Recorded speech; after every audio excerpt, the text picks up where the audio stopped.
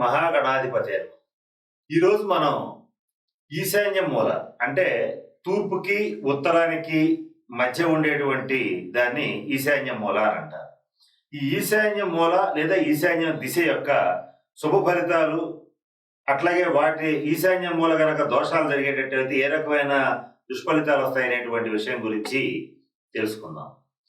సర్వసాధారణంగా ఇది తూర్పు, ఇది ఉత్తరం గనక అయ్యేటట్లయితే ఈ కార్నర్ని ఈశాన్య మూల అని అంటారు. అయితే ఈ ఈశాన్య మూల మన ఇంట్లో ఏ విధంగా ఉండాలి అంటే, సర్వసాధారణంగా ఈశాన్య మూల అనగానే ఎక్కడైనా సరే బోరు, బావి, సంపు ఇలాంటివి సర్వసాధారణంగా ఉంటాయి.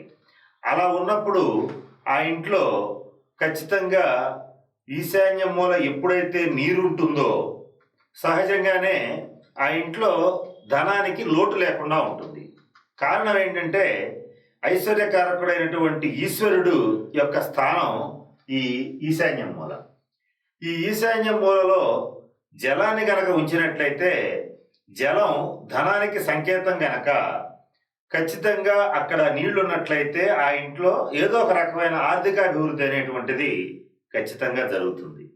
సరే, ఈశాన్య మూల నీళ్లు ఉండాలి కదా అని చెప్పారని ఈ రోజుల్లో కొద్దిగా చిన్న చిన్న పొరపాట్లు చేస్తున్నారు. ఒక పెద్ద పెద్ద డ్రమ్ముల్లో, తొట్లలో, అట్లాగే ట్యాంకుల్లో నీళ్లు పట్టి ఈశాన్య మూల ఉంచుతున్నారు. ఇది కొద్దిగా ఈశాన్య మూల యొక్క విశిష్టతని, గొప్పతనాన్ని తగ్గించి ఈశాన్య మూల బరువై అనేక రకాలైన ఆర్థిక ఇబ్బందులకి గృహస్థుని చేరుస్తుంది. అంటే అనుకోని ఖర్చులు వచ్చి మీద పడతాయి. కాబట్టి ఈశాన్య మూల ఎటువంటి పరిస్థితుల్లోనూ ఎటువంటి బరువులు కూడా ఉంచకూడదు. ఇది ముఖ్యంగా చెప్పవలసినటువంటి విషయం. రెండో విషయం ఏంటంటే,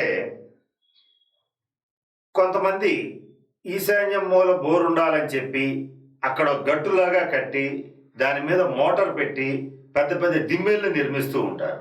ఇది కూడా ఈశాన్య దోషం కిందకే వస్తుంది. ఈశాన్య మూల బరువులు ఉండటం వలన ఇందాక మనం చెప్పుకున్నట్టుగా ఎవరో చేయవలసినటువంటి అంటే ఎవరికో అవ్వాల్సిన ఖర్చు వచ్చి మన నెత్తిన పడే అవకాశం ఉంటుంది.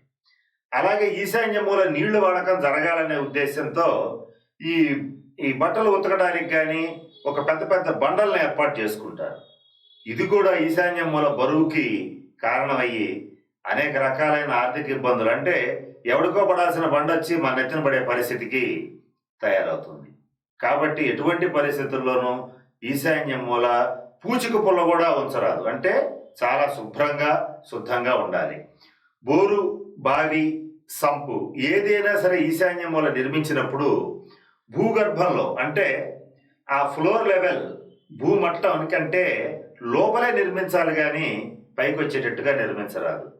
గతంలో ఈశాన్యంలో బావులు ఉన్నప్పుడు ఈశాన్య మూల రౌండ్గా అంటే గుండ్రంగా బావుల్ని నిర్మించేవాళ్ళు. 4 పలకలుగా బావుల్ని నిర్మించరాదు. అంటే బావి పైన ఉండేటువంటి గట్టు ఏదైతే ఉంటుందో దాన్ని 4 పలకలుగా నిర్మించకూడదు, గుండ్రంగానే నిర్మించాలి. అయితే స్థలాభావం వలన ఈ రోజుల్లో ఎవరు కూడా బావులు ఉంచడం లేదు. ఎక్కువ శాతం ఎక్కడో పల్లెటూళ్ళలో ఎక్కడో తప్ప సర్వసాధారణంగా బోర్లే ఉంటున్నాయి. ఆ బోర్లు ఎలాగూ భూగర్భంలో ఉంటున్నాయి. అక్కడి నుంచి పైప్ లైన్ లాక్కుని ఆగ్నేయ మూల మోటార్ పెట్టుకుని నీటిని వాడుకునేటట్లయితే ఈశాన్య మూల శుభ ఫలితాలను అందించుకుని మంచి ధనాభివృద్ధితో కూడినటువంటి వృత్తి వ్యాపారాలు ఏర్పడతాయి. ఇంకా కొంతమంది అడుగుతూ ఉంటారు, ఏమండి మాకు ఈశాన్య మూల కాస్త ఖాళీ స్థలం ఉంది, మేము మొక్కల్ని చెట్లని పెంచుకోవచ్చా అని అడుగుతూ ఉంటారు.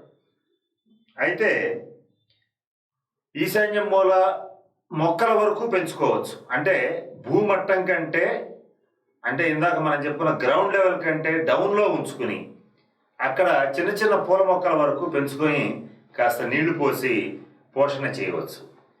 అంతేకాని అక్కడ పెద్ద పెద్ద వృక్షాలని మహా చెట్లు అయ్యేటువంటి వాటిని అక్కడ వేయకూడదు. అంటే ఎటువంటి పరిస్థితుల్లోనూ చివరిగా మనం ఏం చెప్పినా కూడా ఒకే మాట చెప్తాం, ఏమిటంటే ఈశాన్యంలో బరువులు ఉంచరాదు. ఎంత తేలిగ్గా ఉంటే ఈశాన్య దిశ యొక్క శుభ ఫలితాలు మనం అంత బాగా తీసుకోవడానికి అవకాశం ఉంటుంది. ఇంకా ముఖ్యంగా సర్వసాధారణమైన విషయాలకు వస్తే ప్రతి గదిలోనూ ఈశాన్య మూల ఉంటుంది. అంటే తూర్పు గోడకి ఉత్తరం గోడకి మధ్య ఉండేటువంటిది, తూర్పు గోడకి ఉత్తరం గోడకి మధ్య ఉండేటువంటి కార్నర్ని ఈశాన్య మూల అంటాం. మనం నీళ్లు కడిగినప్పుడు అంటే నీళ్లతో ఇంటిని కడిగినప్పుడు ఈశాన్య మూలగా వెళ్తాయి కాబట్టి ఫ్లోరింగ్ అటు డౌన్ ఉంటుంది కాబట్టి అక్కడికి వెళ్ళిపోతాయి. మనం ఊడ్చేటప్పుడు కూడా నైరుతి నుంచి ఊడ్చుకుంటూ వెళ్ళి ఈశాన్య మూల అందరూ చేసే తప్పేంటంటే అక్కడ చీపిరిని చేటనే ఉంచుతారు. ఇది దారిని పోయే దరిద్రాన్ని తీసుకొచ్చి ఇంట్లో పెట్టుకున్న దాంతో సమానం. ఎటువంటి పరిస్థితుల్లోనూ ఊడ్చిన తర్వాత ఏ గదిలో అయినా హాల్లో అయినా ఎక్కడైనా సరే ఈశాన్యం మూల చీపిరిని ఉంచకూడదు, అలాగే చేటని ఉంచకూడదు. ఈ చీపిరిని చేటని దూరంగా ఆగ్నేయంలో కానీ నైరుతిలో కానీ కొంచెం దూరంగా జాగ్రత్త చేసుకోవాల్సిన పరిస్థితి ఉంటుంది. కారణం ఏంటంటే ఈశాన్యం శివస్థానం, అంటే పరమ పవిత్రమైనటువంటి చోటు. అక్కడ ఉంటే గంగ ఉండాలి లేదా ఖాళీగా ఉండాలి. ఇది గుర్తుపెట్టుకోదగినటువంటి అంశం. ఇంకా చాలామందికి వచ్చే సందేహం ఏంటంటే ఈ ఫర్నిచర్ అంటే సోఫాలు, ఫ్రిడ్జ్లు, అలాగే ఇంట్లో చాలా రకాల వస్తువులు వచ్చినాయి కనుక ఈ కాలంలో అవన్నీ ఎక్కడ పెట్టుకోవాలని ఇల్లు సర్దుతూ ఉంటుంటారు. అయితే ఏ రకంగా అయినా సర్దుకోవచ్చు.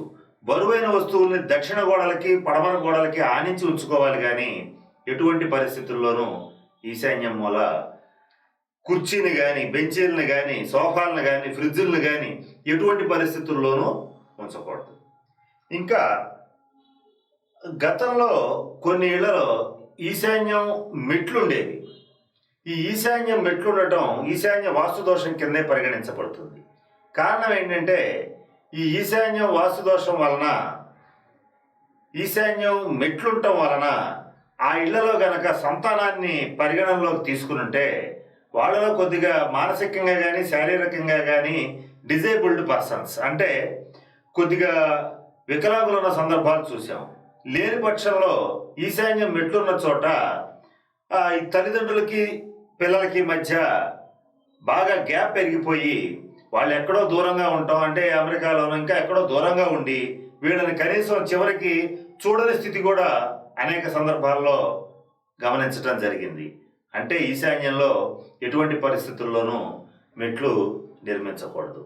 అలాగే ఈశాన్యం మూల కార్ పార్కింగ్ కోసమని ఈ మధ్య కాలంలో ఏం చేస్తున్నారంటే ఈశాన్యం మూల ఉండేటువంటి పోస్టుని అంటే పిల్లర్ని ఎత్తేసి మొత్తం కార్ పార్కింగ్ చేసేస్తున్నారు.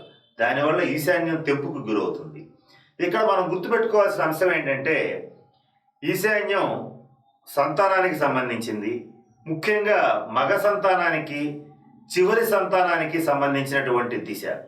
వాళ్ళ యొక్క అభివృద్ధి బాగుండాలన్నా, అలాగే ఈశాన్యం అనేటువంటిది ధనానికి సంబంధించినటువంటిది. ఈశాన్యం సరిగ్గా ఏ ఇంట్లో అయితే ఉంటుందో, అంటే చక్కగా కొద్దిగా ఎంతవరకు పెరగాలో అంతవరకే పెరిగి మంచి బోరు ఉండి శుభ్రంగా ఎక్కడైతే ఈశాన్యాన్ని మెయింటైన్ చేస్తారో అక్కడ డబ్బుకి ఎటువంటి పరిస్థితుల్లోనూ లోటుండే అవకాశం లేదు.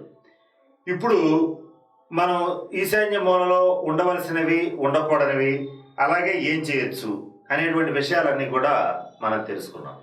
అయితే ఈశాన్య మూల గురించి చివరిగా ఒక మాట చెప్పి ముగిస్తాను. ఈశాన్యం ధనస్థానం, ఈశాన్యం సంతాన స్థానం, ఈశాన్యం మగపిల్లల స్థానం. అంటే ఎక్కడైతే ఈశాన్యం మంచి ఉచ్చస్థితిలో ఉంటుందో సహజంగానే అక్కడ సంతాన పురోభివృద్ధి చాలా బ్రహ్మాండంగా ఉంటుంది. కాబట్టి అలాగే ఎక్కడైతే ఈశాన్యం చక్కగా ఉంటుందో, ఎక్కడైతే శుభ్రంగా ఈశాన్యం ఉంటుందో, ఎక్కడైతే ఈశాన్యంలో బరువులు వేయరో అక్కడ ఎటువంటి పరిస్థితుల్లోనూ ధనాదాయ మార్గాలకి లోటు ఉండదు. ఈ జాగ్రత్తలన్నీ తీసుకుని ఇంట్లో ఈశాన్యం మూలను శుభ్రంగా ఉంచి ఈశాన్యం మూల ఎటువంటి చీపిరి, చాట, బరువులు, ఇనప వస్తువులు, మొద్దులు, దిమ్మలు, రాళ్ళు ఇలాంటి రప్పలు లేకుండా కనుక చేసుకోగలిగితే ఆర్థికంగా ఎంతో ఉన్నతమైన స్థితికి ఆ గృహస్థు చేరతాడనటంలో ఏమాత్రం సందేహం లేదని తెలియజేస్తున్నాను. స్వస్తి. ఈ వీడియో కానీ మీకు నచ్చినట్లయితే లైక్, కామెంట్, షేర్ చేయండి. మరిన్ని అప్డేట్స్ కోసం సబ్స్క్రైబ్ చేయండి.